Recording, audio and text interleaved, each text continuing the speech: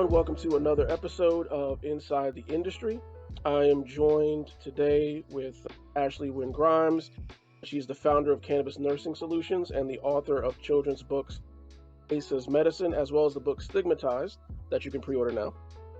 In 2021, Ashley was chosen for Baltimore Business Journal Leaders in Healthcare. A native to Baltimore.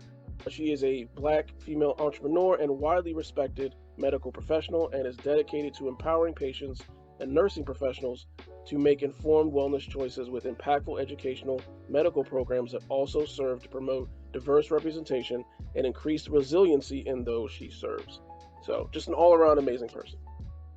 So thank you for joining me today, Ashley, and we really appreciate you taking the time to share not only your journey into the industry, but the things that you are currently working on, developing, and how you're impacting the community. Thank you. I appreciate you inviting me on. Definitely. So with that being said, could you tell us a little bit about your background and your journey into the cannabis community? Yeah, so I've been a nurse for 14 years and it started off tradition like every other nurse. So I went to nursing school, I worked in hospitals. So what everybody recognizes as what a nurse does, I've done all those things. Brought you medicine, administer different IVs, things of that nature. Eventually, I worked my way up to corporate. So I started off as a staff nurse, got my master's degree in nursing education, and then I ended up going into hospital leadership and then corporate performance improvement, things of that nature. And when I got to that point, I was like, once I achieved the thing that I had been aspiring to, the 6-figure salary and all of these things, I didn't really have much else to aspire to. And I started to realize a lot of the flaws within the healthcare system and how they were impacting me personally. I talk about it all the time if you ever heard anything else that I've ever spoken on, but I was the victim of cyber theft while I was working in that corporate position. And because of that, I dealt with a lot of just personal things that resulted in anxiety and insomnia and all these things. Essentially, I wasn't myself after that happened. And when I went back to work, because I took my FMLA like everybody else does when things happen, because it's a legal right. And they essentially made it difficult for me. So even more difficult than it had to be. So are you hitting your deadlines? Are you? And the answer was no, because I had took a significant amount of time off.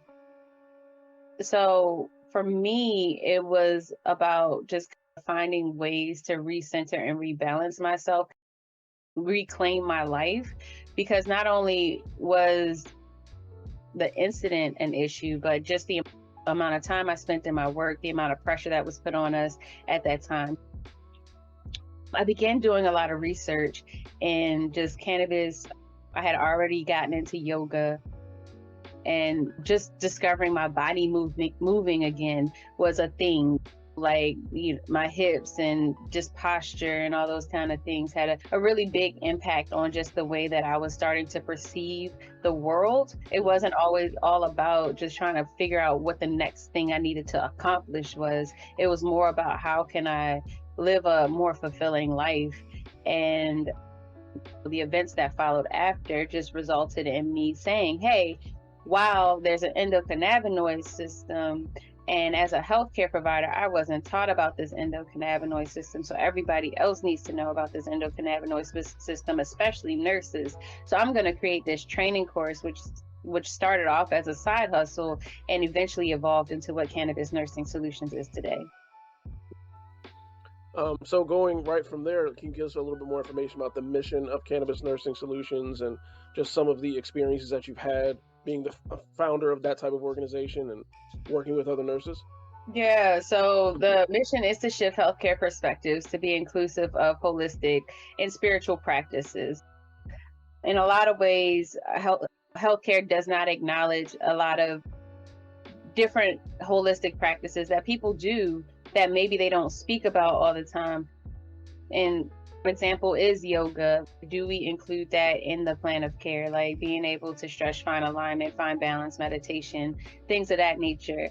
And then obviously cannabis is another example of that. But there's like music therapy, acupuncture, all those things all contribute to an optimized endocannabinoid system. So being able to educate and inform healthcare providers about these things so that way they can include it in their care planning in every area, every realm of healthcare, whether you're at the bedside, whether you're in an outpatient center, whether you're in a pain clinic. Are you acknowledging what the patients are considering as their wellness choices? Now, have you heard of any instances, just in your experience talking with members of the patient community, where a patient has expressed interest in using cannabis as a part of plan of care, but they've faced a significant amount of kind of deterrence from their primary care physician? Oh, it happens all the time because we're not educated. So it's a couple issues from a provider's point of view. So if their organization doesn't educate them, or if they are not educated, they're operating in ignorance, so to speak, where if a patient comes to them and says, hey, I'm consuming and I'm doing these things, now there's this implicit bias that occurs between the patient and the provider because they are unknowing and unaware. The other thing is that healthcare as a whole is not really willing to acknowledge, all of the states who have legalized cannabis in some capacity. And that's because it's still a Schedule I substance and a Schedule I drug. So despite the growing number of patients that are choosing and opting into cannabis medicine, it's not an accepted form of treatment at this time. But I will say this, there are pharmaceuticals that do include cannabinoids in these processed medicines that, essentially to me says that, hey, it works, but we just need a way to figure out how to monetize it. What types of recommendations would you make for a patient that knows they want to have that type of conversation with their medical provider, but they aren't sure where to start or how to introduce their use or whatever the case may be? Doctors specifically, but even nurses to some degree have this ego driven type of approach to healthcare where we are all knowing. And no, you don't really know. So my suggestion always is, if somebody asks me, start off with a question. What do you know about the endocannabinoid system?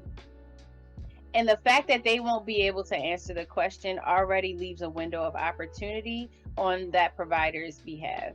And I can almost guarantee you that most providers, nurse, physician assistants, physicians, nurse practitioners, all of those roles, most of them will not have an answer for you.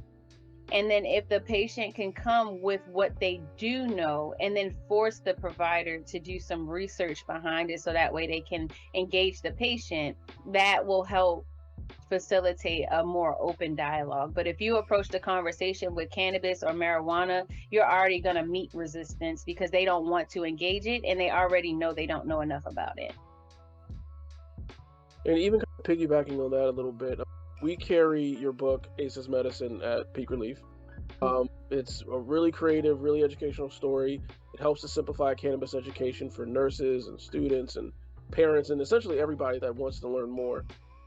Can you share a little bit about your initial inspiration for that book? We're just talking about how to approach a medical provider, and it seems like that's part of the story of the origin of the book, but can you share a little bit more about your inspiration for the book and even some of the feedback you received maybe from parents since releasing it? Yeah. ACEs Medicine was actually inspired through my time working with the Guidelines Committee for House Bill 617 in 2020. I'm not sure how much you're familiar with it, but essentially that bill allows children access to medical cannabis in schools. So if they're a cannabis patient, the nurse now has practice authority to be able to administer it. In almost every other situation, a nurse is not allowed or a provider is not allowed to administer it, but this is a special case. Before that, the patients would have to take the kid off campus and then administer it off grounds, take the kid back to school, do all these events, that disruptive events that would interfere with the school day. Now, it's minimal disruption. There are guidelines that have been built, and I was able to participate in building those guidelines for each school to implement. while I was working on that guidelines committee, it was interesting for me to be able to participate because I'd never done anything in that capacity before. But by the time we finished working on that, I was still left with some questions. Like, I'm like, if a kid is a patient, who's advocating for this kid? So the parents are no longer involved with this process, and the kid is now the patient and only interacting with the school nurse or whoever the designated provider is. Who is going to advocate on behalf of that child? Right. Because that child most likely has a long history of chronic disorder, has already probably been isolated in a lot of ways, already doesn't have a normal childhood. So now you're in school and now you are taking this medicine that you feel is normal. And we all know that how kids are. They're like, this is normal for me. This is what I do. My parents have already told me that this thing helps and saved my life. So why wouldn't I communicate it out to my friends, my peers, the thing? Like, that's just part of the normal state of my life. So in a lot of ways, teachers need to be informed and advocate on a child's behalf. The school nurse needs to be educated and informed on the child's behalf. And then children need to be educated too on not judging or bullying that child because of their differences. And we talk about it in a lot of other capacities, as far as one kid is different, so everybody's going to gang up on them, but we don't talk about it in this capacity. It's just not talked about. In keeping with that, I'm sure you've had parents that have come up to you and mentioned that this was very useful in even communicating their child's specific need to educators or to medical staff or whatever the case may be. Do you think that it's something that you'll see continue to evolve, like maybe other books in the series or just other, because there's always going to be certain questions that people have regarding cannabis use, medical cannabis, whatever category they place it in.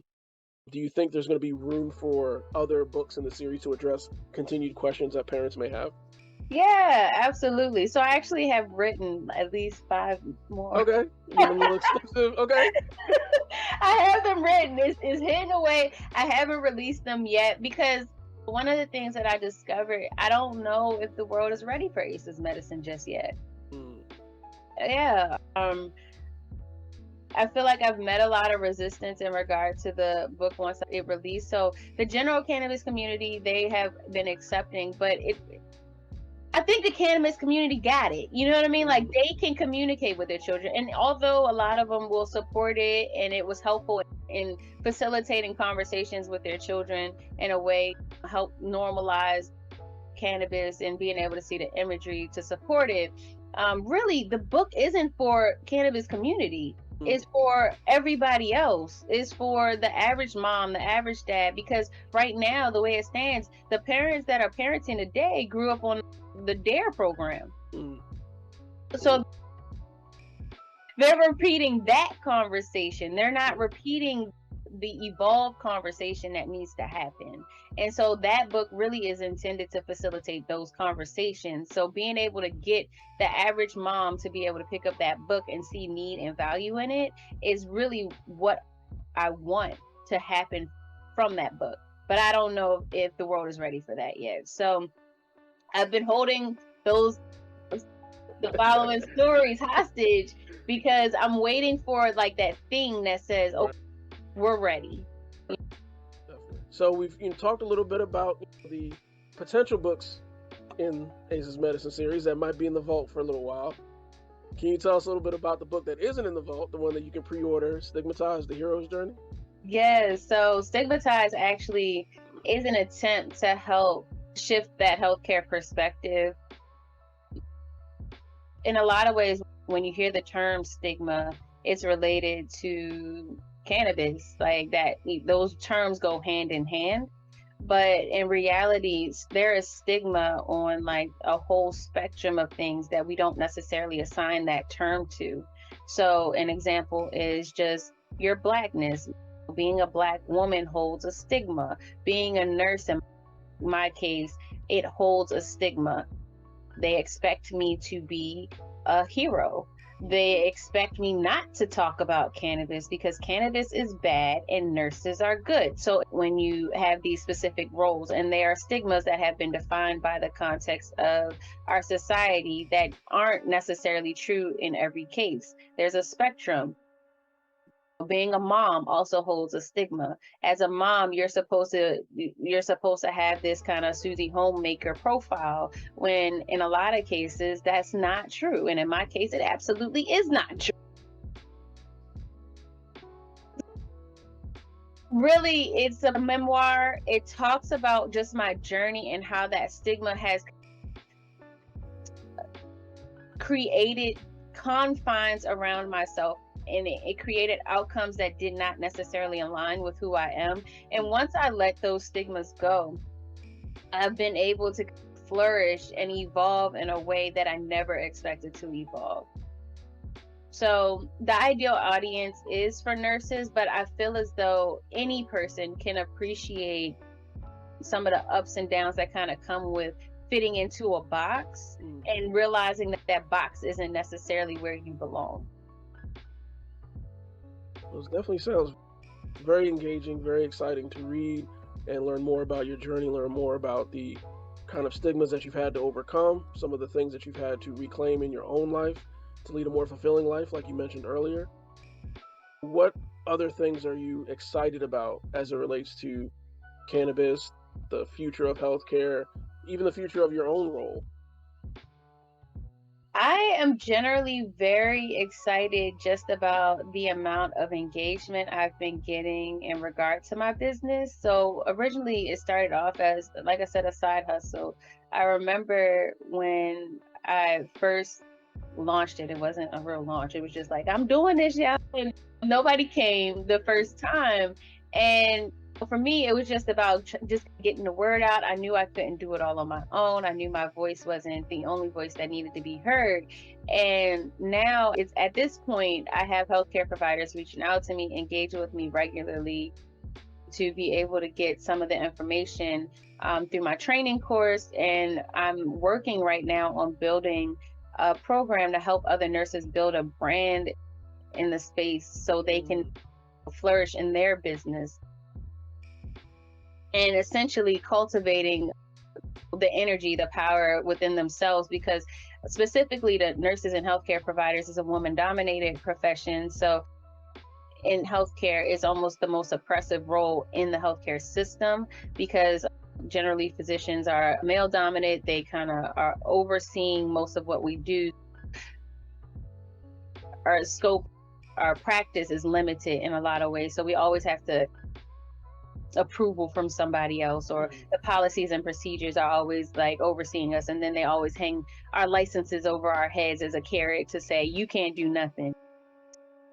Essentially watching these nurses rediscover who they are through their business, showing up authentically for themselves, and watching their evolution, thus the evolution of healthcare, because whoever they're going to work with, they communicate with, whoever they provide services to, expand some of the thought processes that I hold and have worked really hard to cultivate.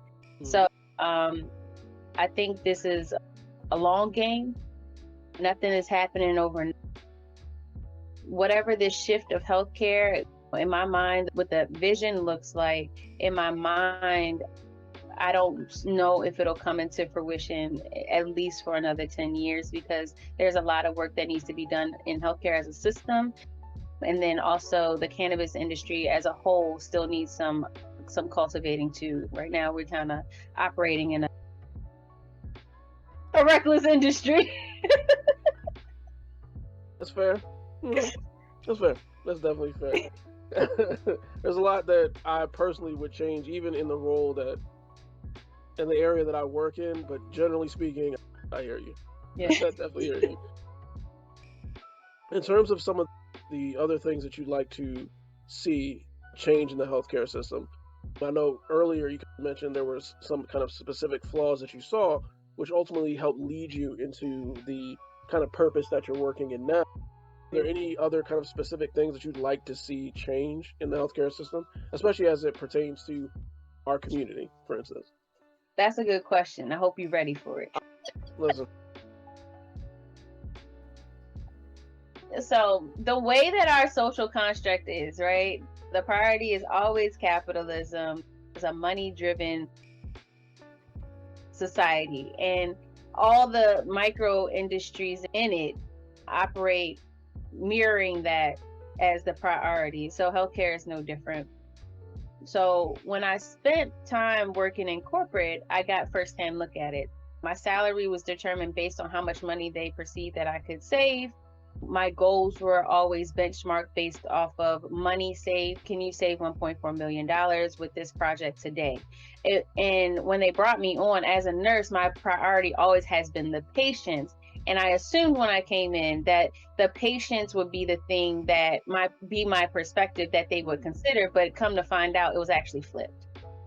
So it was a eye-opening experience for me, because if you didn't hit the money numbers, then everything else that I had to contribute didn't really matter.